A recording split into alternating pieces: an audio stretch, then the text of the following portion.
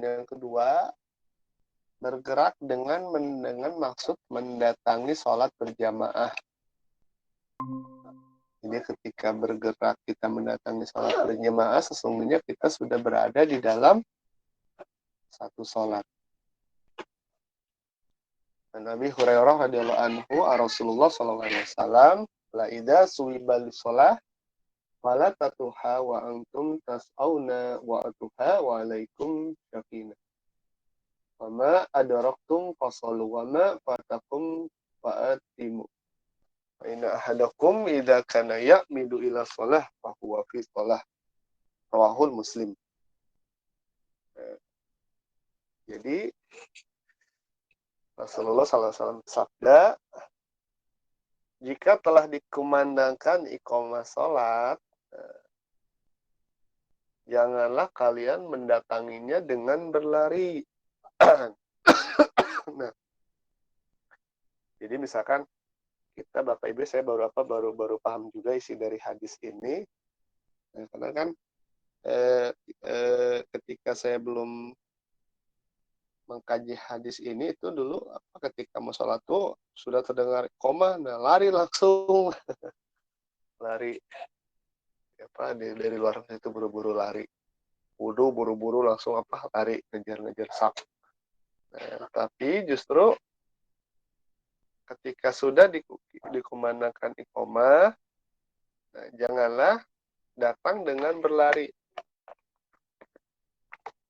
tapi datanglah dengan tenang.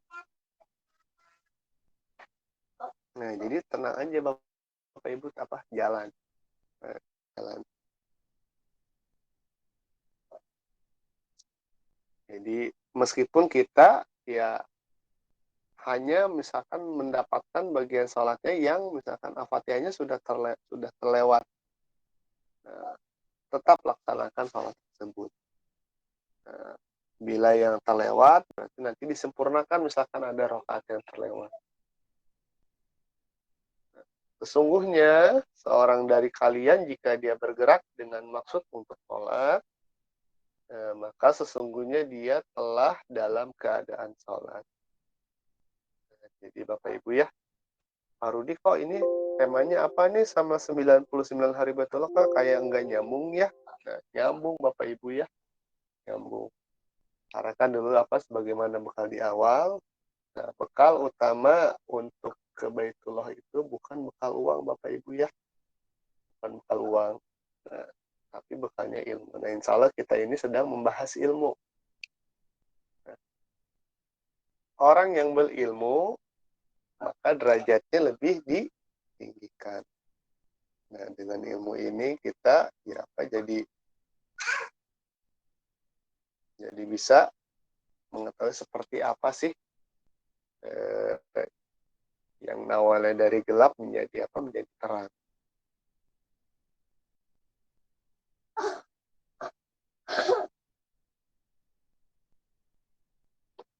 Jadi orang-orang yang berilmu itu lebih sempurna Bapak Ibu.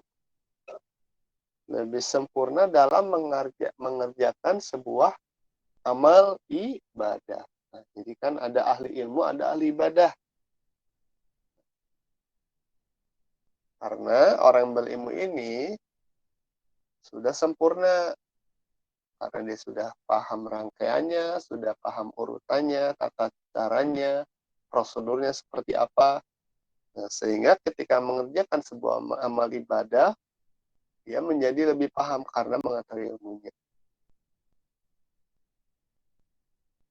Sedangkan bila ada seorang yang ahli ibadah, nah, dia ahli ibadah nih, misalkan fulana ahli ibadah, misalkan kita ahli ibadah.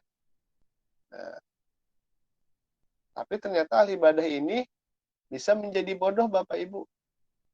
Bahkan bisa menjadi amalnya menjadi sia-sia. Nah, saya yang sudah ibadahnya tuh misalkan betul-betul dilaksanakan, tapi ternyata tidak mengetahui ilmunya. Nah, misalkan sholat subuh, nah sesudah sholat subuh Sholat lagi, sholat sunnah. Sholat sunnahnya sholat sunat badiah, nah bukan sholat sunnah bukan sholat sunnah suruh. Karena kan sebelum sholat subuh kan ada sholat sunat qobla, qobliyah. Itu kan sunnahnya ya, sholat sunat 2 rakaat sebelum sholat sunat fajar, bahwasanya mendapatkan dunia dan seisinya. Tapi karena saking semangatnya habis sholat subuh, sholat lagi. Itu berarti tidak paham ilmunya, amalnya berarti sia-sia, menjadi manusia yang bodoh. Nah, jangan tema yang sedang saya bahas ini. Nah, ini misalnya nanti akan menjadi ilmu Bapak Ibu. Menjadi ilmu untuk khususnya kita menyempurnakan bab sholat, terlebih ketika kita nanti 99 hari menuju Baitul ini, kita jadi nanti lebih paham sholatnya seperti apa, dimulainya seperti apa. Nah, kalau kan kita nanti sudah mempunyai bekal Bapak Ibu, maka dengan bekal ilmu yang terus kita, ya silakan Bu, kalau meninggalkan silakan Bu. Nah, dengan bekal ilmu yang cukup ini tidak menutup kemungkinan ongkos umroh tuh datang sendiri Bapak Ibu ya. Nah, ini ini ada alumni yang bukan alumni, ini ada salah satu peserta kelas belum selesai pertemuan sampai 12 pertemuan, jadi nelpon. Dia tuh dulu awalnya sama sekali tidak terbayang tentang bab umroh ini. Nah, dia ini ternyata bersama keluarganya mau umroh 17 orang. Dan dia mau dibiayai. Nah, bisa jadi kan salah satu wasilahnya dari pertemuan ini Bapak Ibu, dan dia merasakan, mudah-mudahan saya nggak terbayang kok bisa ada jalan untuk berangkat umroh, padahal sama sekali tidak terbayang. Nah, jadi Bapak Ibu terus istiqomah mengikuti pertemuan ini sampai selesai di pertemuan yang ke-12.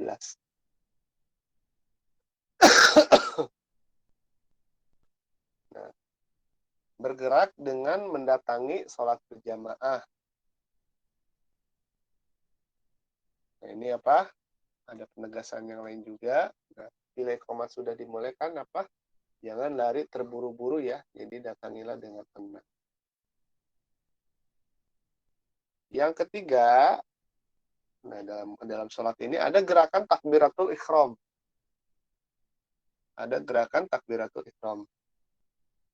Nah, takbiratul ihram ini adalah pembatas sholat dengan yang lainnya, serta hasil-hasil kebebasan yang paling diidamkan.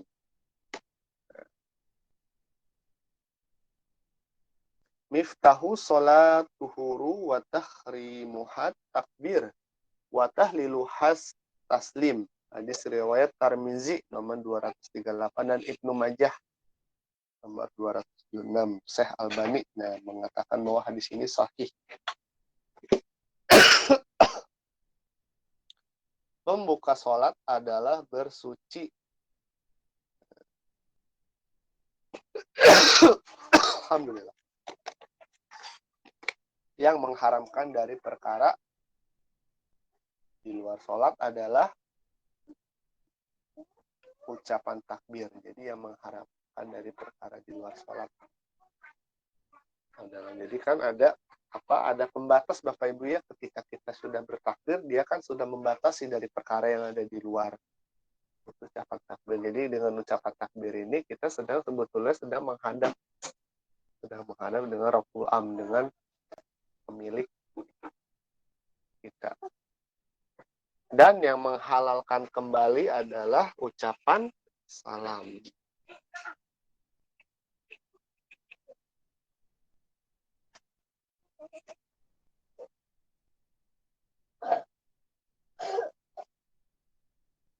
Barang siapa yang sholat karena Allah selama 40 hari secara berjamaah, nah ini khususnya untuk bapak-bapak, bapaknya atau suaminya, misalkan Bapak Ibu ya, nah, secara berjamaah dengan mendapatkan takbir pertama, nah jadi sebelum dikomandangkan iqomah sudah ada ini apa sudah ada di saf.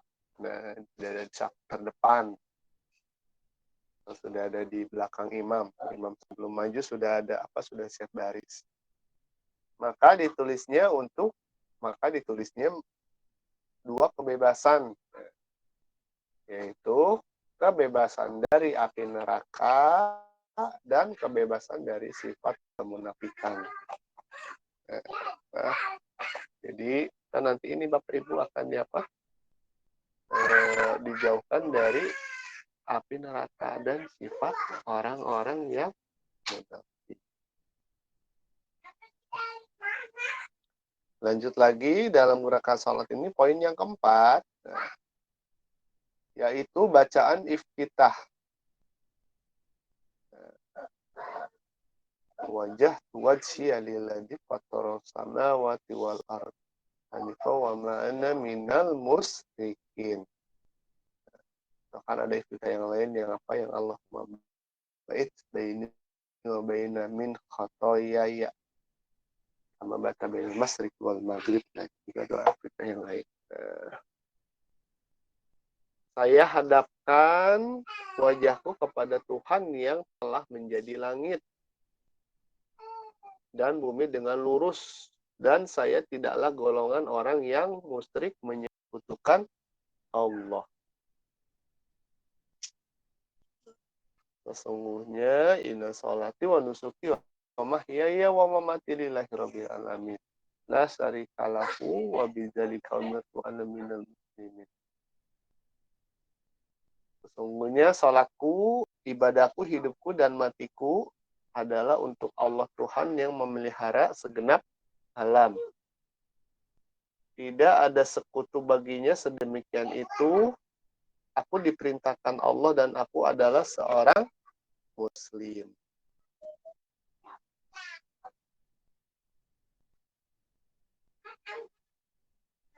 Kemudian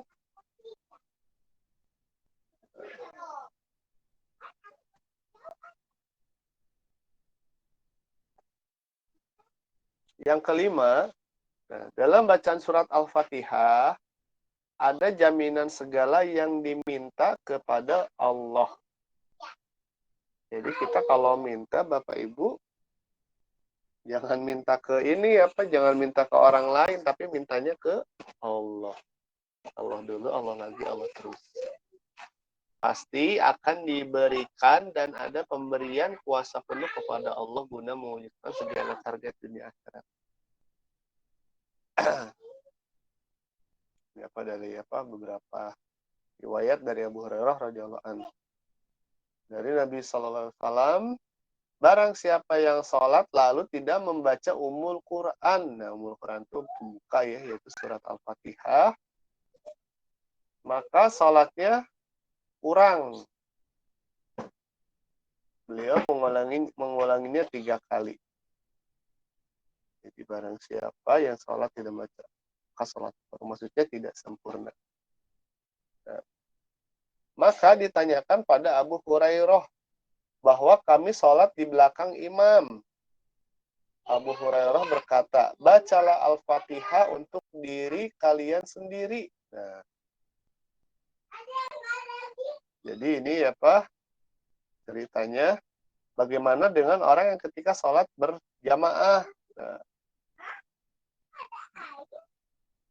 kemudian Abu Hurairah berkata, bacalah Al-Fatihah untuk diri kalian sendiri. Karena aku mendengar Rasulullah SAW bersabda, qasamtu sholah baini wa baina abdi nisfaini wali ba'di ma sa'alaka. Aku membagi sholat, maksudnya Al-Fatihah menjadi 2 bagian. Yaitu antara diriku dan hambaku 2 bagian. Dan pasti menjadi milik hambaku apa yang ia minta kepadaku. Jadi antara diriku dan hambaku 2 bagian.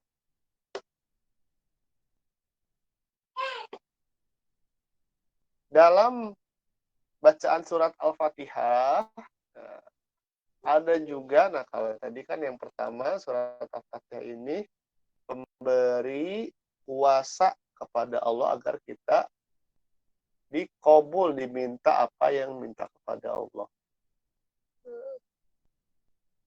Kemudian dalam bacaan surat Al-Fatihah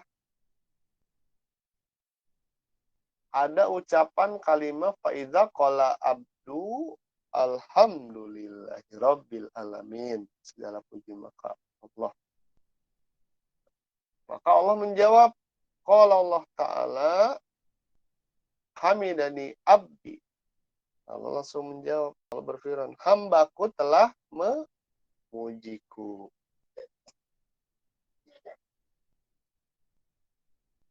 Wa idza qala rahmani rahim, ketika hamba tersebut mengucapkan ar-rahman nir-rahim, yang maha pengasih lagi maha penyayang. Nah, ar-rahim ini, ar-rahman ini bisa dimiliki oleh siapapun Bapak Ibu. Ar-rahim, ar-rahman ya, maha pengasih. Dia yang apa? Tidak pernah sholat, ar-rahmannya dikasih enggak? Dikasih ar-rahmannya. Dia kok berbuat maksiat tapi dikasih. Tapi kok kita yang ibadahnya rajin, kok seperti susah gitu ya bab dunia ini. Nanti ada yang namanya ar-rahim. Dunianya dikasih, tapi nanti akhiratnya belum tentu Bapak Ibu ya, untuk dikasih. Bahkan kalau sekarang tuh ada yang lagi ngetren tuh healing. Nah, healingnya kemana? Misalkan healingnya jalan-jalan ke Bogor, ke Puncak, ke Bandung. Nah, saya baca pelintas kemarin tuh ada baca salah satu buku healingnya orang-orang soleh terdahulu atau ulama, yaitu sholat. Itu dalam Bapak Ibu ya. Jadi orang-orang soleh itu healingnya istirahatnya cukup dengan sholat. Dengan sholat dia sudah merasa liburannya sangat lama.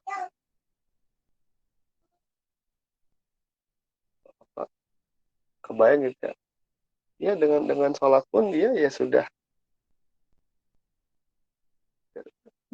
betul-betul bisa ini mendalami gitu, maknanya sangat mendalam. Jadi kalau kita ingin bahagia hidupnya, nah, jadi keinginan harus ini dipersempit. Jangan banyak keinginan, dicukupkan. Ya dipersempit keinginannya. Maka hidupnya insya Allah akan menjadi bahagia. Nah, misalkan ini ada teman-teman nih misalkan udah mau masuk tanggal tua, atau kita yang usahanya sedang seret-seret, nggak bisa liburan nih, liburan kemana? Nah, sholat, ajaklah Bapak Ibu, anak-anaknya ajak sholat yuk. Nah, sungguhnya liburan sesungguhnya itu ya sholat itu kan kita sedang liburan. Nah, dengan sholat ini kita ya sudah serasa liburan ini serasa liburan kemana lebih dari 1 bulan 2 bulan. Atau ajak ke masjid, atau ajak dengerin kajian-kajian. Nah, itu kan healing juga Bapak Ibu ya. Nah, jadi bagaimana kita bisa merubah mindset kita. Ar-Rahman, Ar-Rahim. Yang kelima masih dalam bacaan surat Al-Fatihah, wa idza qala maliki yaumiddin. Nah, ketika kita mengucapkan kalimat maliki yaumiddin yang mengasyari pembalasan, qala majadani abdi wa qala mawadda ila abdi. Nah, Allah berfirman, hambaku telah tentu. Nah, jadi langsung jawab, hambaku telah memberikan kuasa penuh kepadaku. Faiza qala iya kana budua iya kana sta'in. Hanya kepadamu kami menyembah dan hanya kepadamu kami memohon pertolongan. Jadi Bapak Ibu, kita minta tolongnya kepada siapa Bapak Ibu? Kepada Allah ya Bapak Ibu ya. Jangan minta tolong kepada selain Allah. Allah hadzabani ba'baina abdi wali ba'di masalaka. Ini antaraku dan hambaku dan pasti menjadi milik hambaku. Itu langsung dijawab, Allah berfirman, apa yang kamu minta maka akan kuberi.